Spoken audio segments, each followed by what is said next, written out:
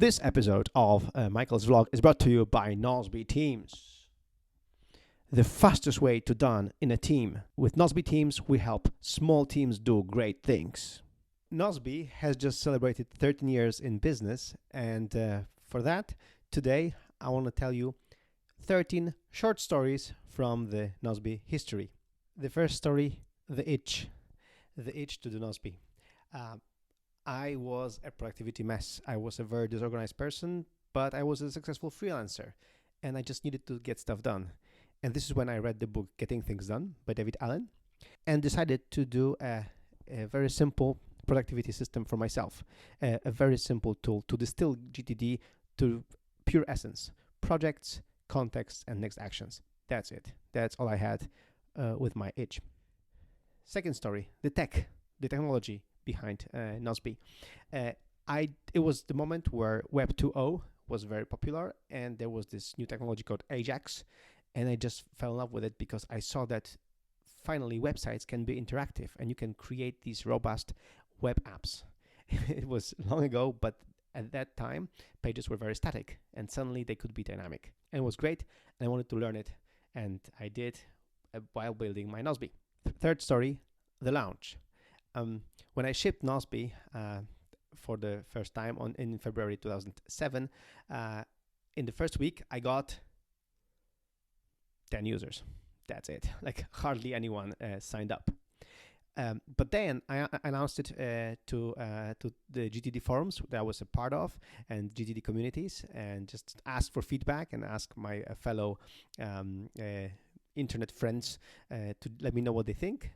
There was this article about Nozbe on ZDNet by Mark Orchant, and as you can see, I still have it framed because after that, all these blogs started blogging about Nozbe, and then suddenly, in the first 3 months of running Nozbe, I got 5,000 users. So it was wow. I was a nobody from Poland launching a global app, and suddenly I got 5,000 users. Wow.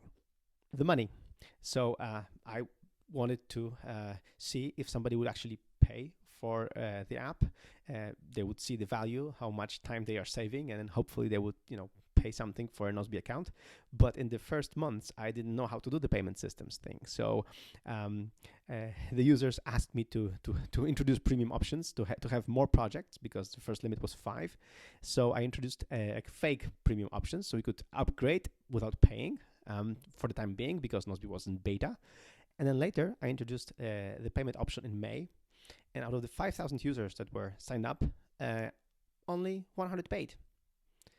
But then again, I had 100 paying customers. And it was great. And I was, wow, it's amazing. And this is how it started. With 100 paid users who paid for 1 year for Nozbe upfront. The side project.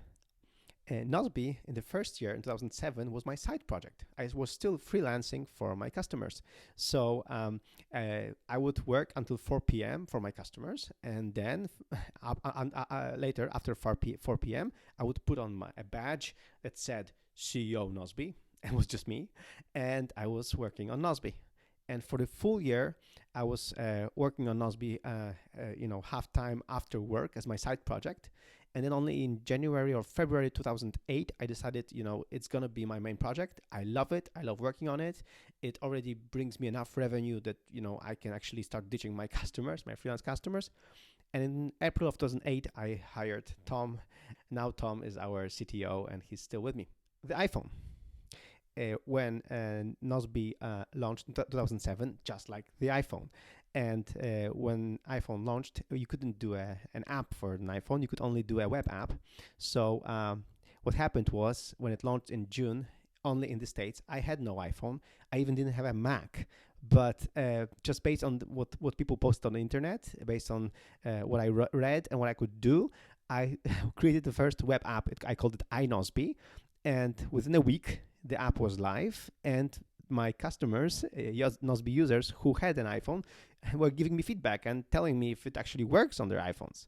So it was it was a great story, because I couldn't see like this thing, my iNozbe on the iPhone, and I I only saw that 3 months later when I went to California for a conference, and I could see Nozbe in real time on an iPhone. And then next year there was the iOS. So what happened was that you could build native apps for the iPhone, and I had no clue how to do it. I was trying to learn some Objective C, but no, I couldn't. So what happened was I just hired some developers. They did a crappy job. The app was completely useless. So then I contacted some other developers I knew from Warsaw and from a company called Macroscope, and we had a deal that they would do a paid iPhone and iPad app and would put it on the App Store. They would charge money for the app, and then people they would keep all the revenues from the app, and I would keep the revenues from the subscriptions of Nozbe. It was a great success story because we had the iPad app on the iPad launch, which was great, and we had lots of new users seeing that wow, Nozbe can be this productivity app that works on the iPhone, the iPad, and on the web. And in Japan, there was this book published, How to Work Creatively on the iPhone and iPad, and the first chapter is dedicated to Nozbe iOS apps and Nozbe web app. It was great. We were big in Japan. Next up, the sync.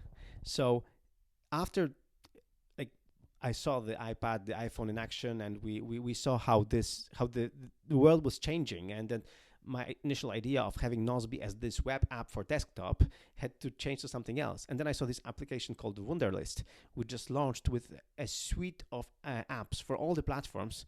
I was literally blown away. I was like, wow, this is a way to go. This is the future, to have apps that sync in the cloud and have apps for all the platforms.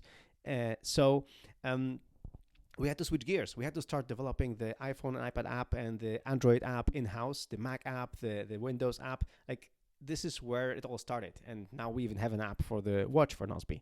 So yeah, it all started there. That when I realized, the future is to be in sync, to be completely cloud-based, and to have clients on all the platforms.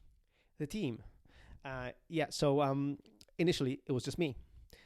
Year later there was Tom, and then another year later there was the first customer support person, Delfina, and then we were three for the next, I think, 3 years. And then we hired a bunch of people. Then we couldn't keep them.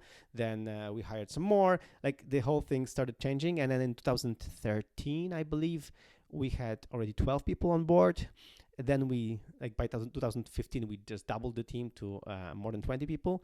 And we are around 22 people, I think, by now. And now we are hiring some more people, so we're growing. But it's been a ride for me personally to grow the team, to learn how to grow the team, to learn how to run a company, to start letting go of my of programming. Now they won't let me program. To let go of being the product manager, and now I'm not even a marketing person. So it's been a ride, and now I'm the CEO. I'm basically the servant. So I'm basically right now an enabler for everyone else to work on Nozbe. So that's my job right now. My job is to help people, to be the ambassador of Nozbe, to be the product visionary, to be to see the big picture. I always say that I'm just a kind of time traveler. So I travel in time. I'm in the future, and then I'm back in the present, and just helping my team. They excel at what they do, because all of them are better than me at what they were hired to do, and my job is to stay out of the way or pave the way for them so that they can execute at the best level. So that's my job. And now the last 3 stories out of the 13 for today. The magazine. So we had the Proactive magazine. It was a magazine about productivity. I could interview some amazing people. We had really great articles for it. It was a great ride. From 2008 to 2016, we had to shut it down, but it's still available for free on the internet if you go to the proactivemag.com. As you know, the magazine readership and the magazine reading habits are not as they once were. So we decided to stop doing the magazine, but we still want to give you great content and great inspiration here on the Nozbe blog. Another thing that we are still doing is the podcast. We are recording the podcast.fm with Radek, one of our engineers, our chief product skeptic. We started doing the podcast almost 5 years ago. We just recorded 200th episode of the podcast. We'll link to it here in the show notes. I'll encourage you to check it out to have a feel of what we have done and what we are doing on the show. We're talking about many ideas, books, things that are inspiring us and help us grow as people. The last story for today, the future. So after 13 years of running Nozbe, people keep asking me, Michael, what's next for you? And for me, the response has always been the same: the next version of Nozbe. So that's what the future holds for me. And right now, we're going through an interesting time because we'll be a two-product company. We'll be running the current version of Nozbe and Nozbe Teams. And in my future shows, I'll explain exactly what's the difference between these two apps and why we want to have two different apps for this. So if you're asking me about the future holds two apps right now, and the future is bright, and I'm very excited about the future. I'm very excited about working on Nozbe, and after 13 years, I'm not bored.